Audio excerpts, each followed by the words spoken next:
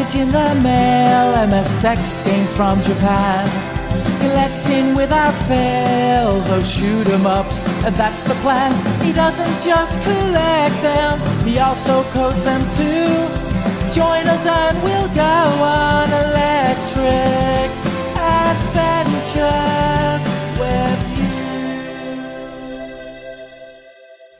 Hey YouTubers, Electric Adventures here with my monthly update and vlog for March 2018.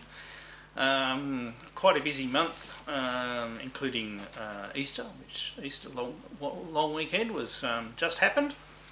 This is my first chance to record a video after going away, and we've got a holiday home. Just went down there for a little bit of a rest and it was good. A few odds and ends pickups in this month, sort of in the order I got them. So right at the start of the month I actually got another one of my childhood favourite arcade games in a PCB. My local friends who I do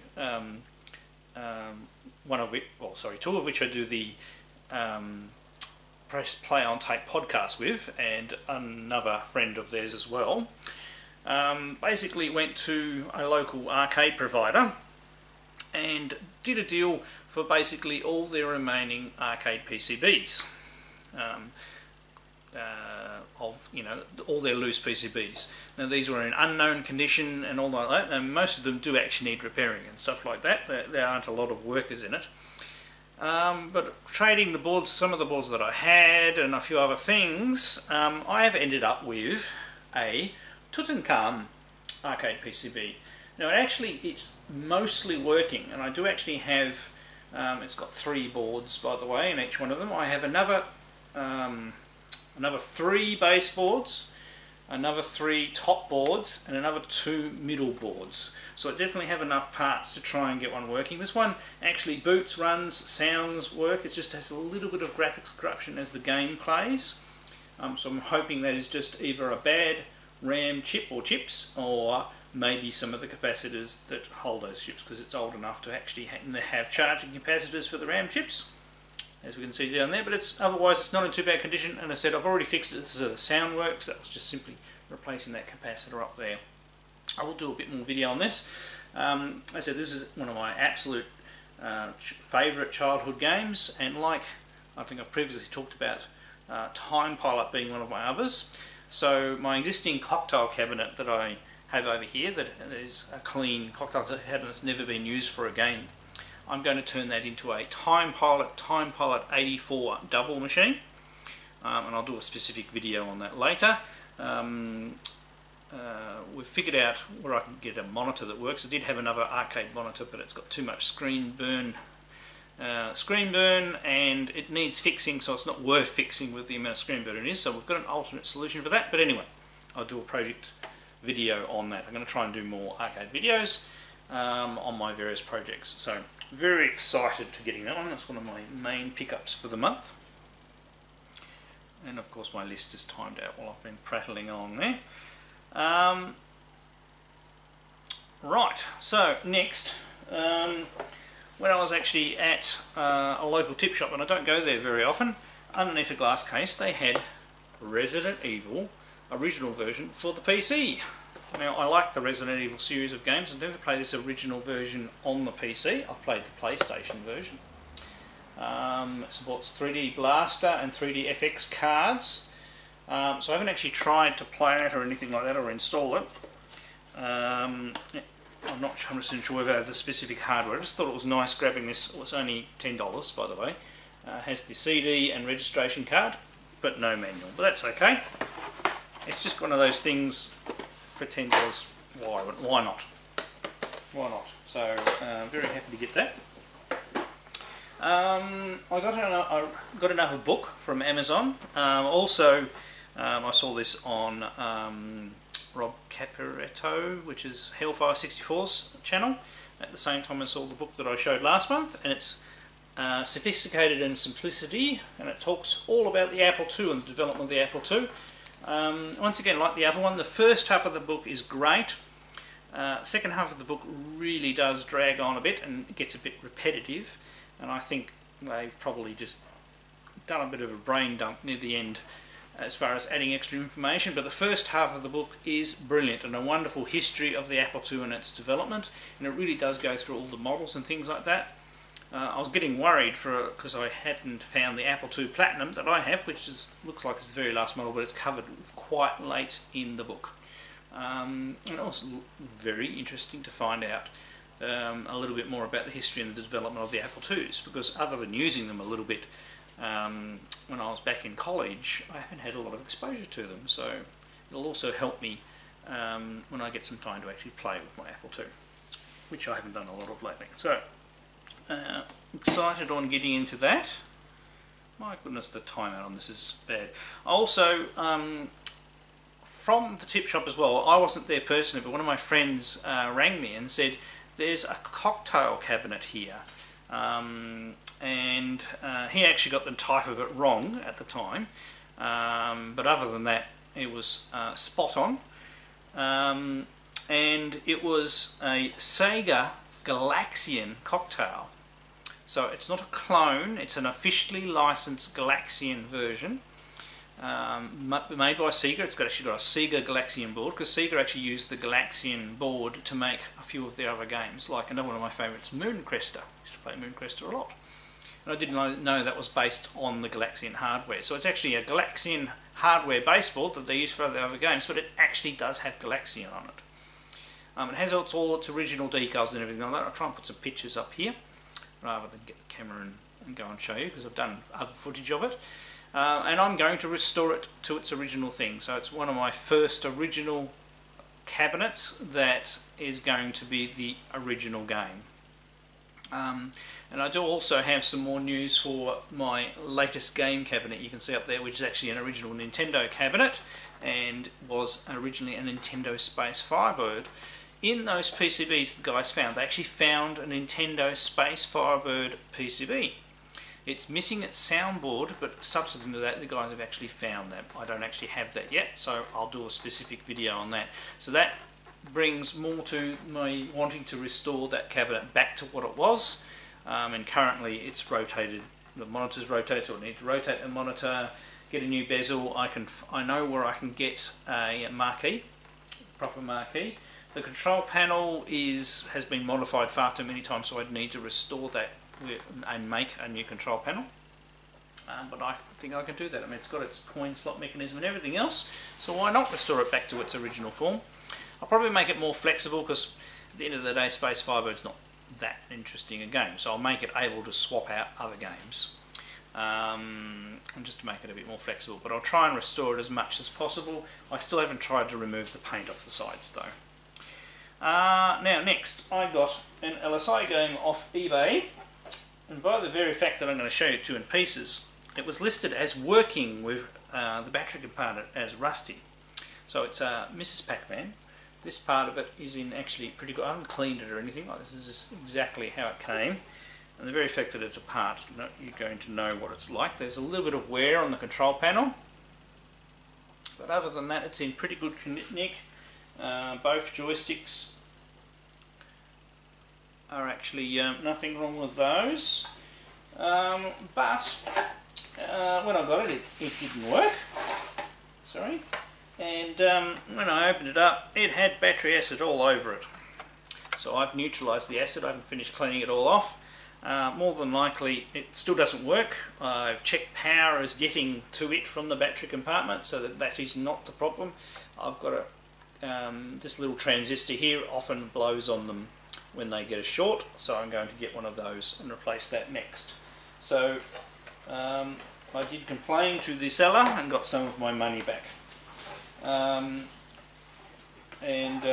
Which I probably still paid too much for a non-working one, but it's better than original, and I just haven't bothered leaving any feedback, because I don't like leaving negative feedback.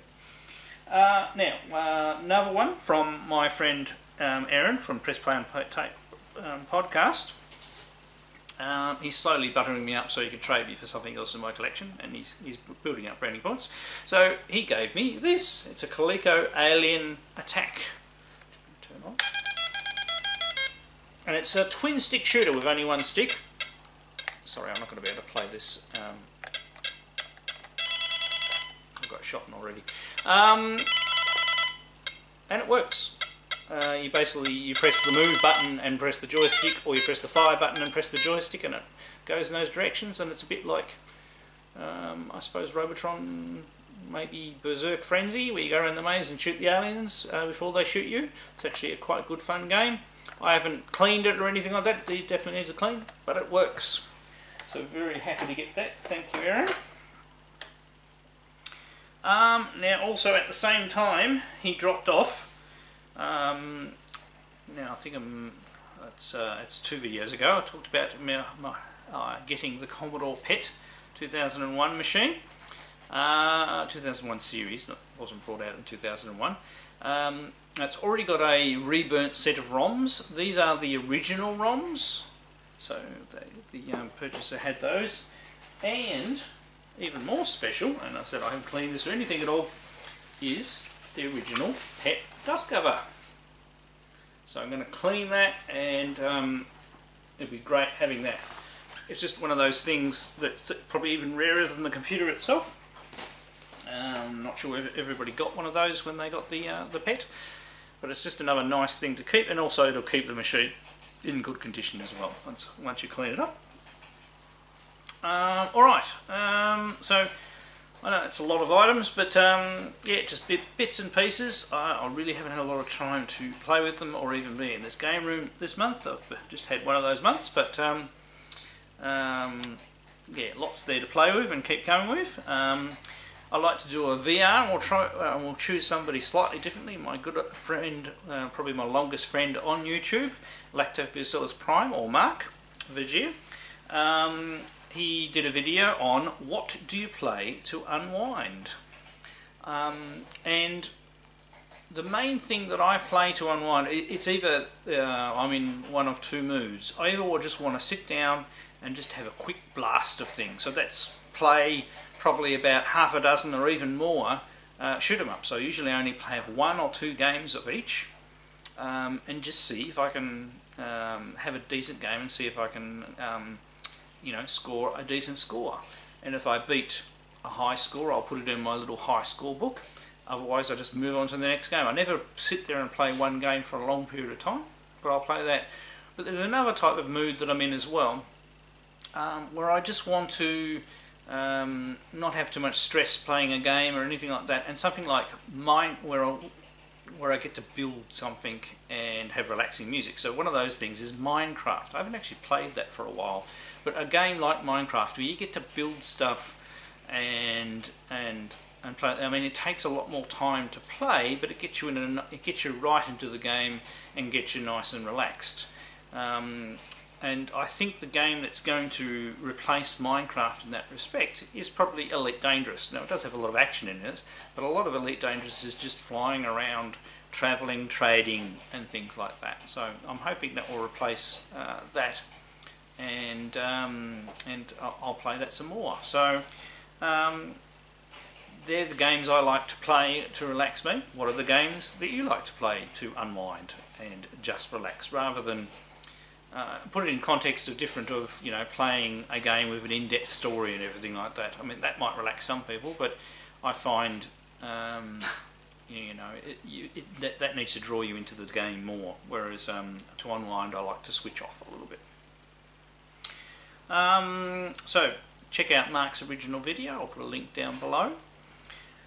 Homebrew Updates, Sydney Hunter, Caverns of Death for the NES. I have made some more progress to that. Pretty much all of the enemy movements are done. Just a little bit more on debugging to do with that. I've started work on, basically in Sydney Hunter, when you go and find the object that opens the pedestal to get through to the next area, a timer starts and lava gradually starts to fill up the current map from the bottom up, so you've got a limited amount of time to get to the exit before you die, and I've started work on that. Lava effect, obviously I'm trying, I have the Super Nintendo version to live up to, but obviously the original Nintendo is not as capable, anywhere near as capable graphic wise. You can't have anywhere near as many graphic patterns, colours close to each other, and things like that. So I do have a lot of limitations compared to that, but I'm trying to make the gameplay as close as I can. And make it look as close as I can within the limits of the system. Obviously, Super Nintendo, the objects can be far more colourful, and you don't have anywhere near as many colour limitations, and you can have more frames of your animation, so you know it's going to be smoother, whereas the NES one's going to have to be, you know, there's going to have to be some restrictions there. But I'm still powering along with that one. I've also made some more progress on my version of Berzerk for the Coleco Vision and MSX. I've been pulling apart the arcade's robot placement routine, and also working on the player wall collision routine. I just had, you know, a quick session where I was working on those couple of things, and if I hadn't got interrupted, I probably would have written player firing, because I put the shapes in for that, and I was I started a bit of code but didn't finish it. So I'll try and have a video on both of those in a couple of weeks. So coming up, let's make a retro game. I'm going to try and do one of those a month, so there'll be another one next month. Electric Adventures the game, so I'm quite enjoying that series. It's going through my original titles that I brought back in the day and doing a video of each one of those games. All of those games are already up on my website, but I've never made videos of them individually, so it's great going in and playing the game for a little while, and then I do a little walk through the code. So there'll be another episode of that up later this week, and gradually work for those, and more Let's Plays. I'm enjoying just picking random games out of my collection and playing them. I usually record a couple at a time and then release them in between other videos, which I'm finding is taking the pressure off me making videos. I don't have to think about it. I just think, when I see there's enough days passed, I'll just insert one of those just to give myself a bit more time to work on the videos that require more effort and quality and everything like that. Not that I hope my gameplays are that bad quality. And most of my gameplays, I only plug the game in and I play them once. I don't warm up or anything like that. So, but I have played some of the games before, so I'm going to be better at some of them than others. Like the other day, I did a gameplay of Raid and Trad on the Genesis Mega Drive, and I have played that game quite a bit in the past, so I got a decent way. But I've got some other shooters for the Mega Drive Genesis coming up as well. Alright, I hope everybody out there had a great month of March and has a wonderful April. I'm Electric Adventures. Thanks to all my subscribers. Thanks for watching, and I'll catch you next time.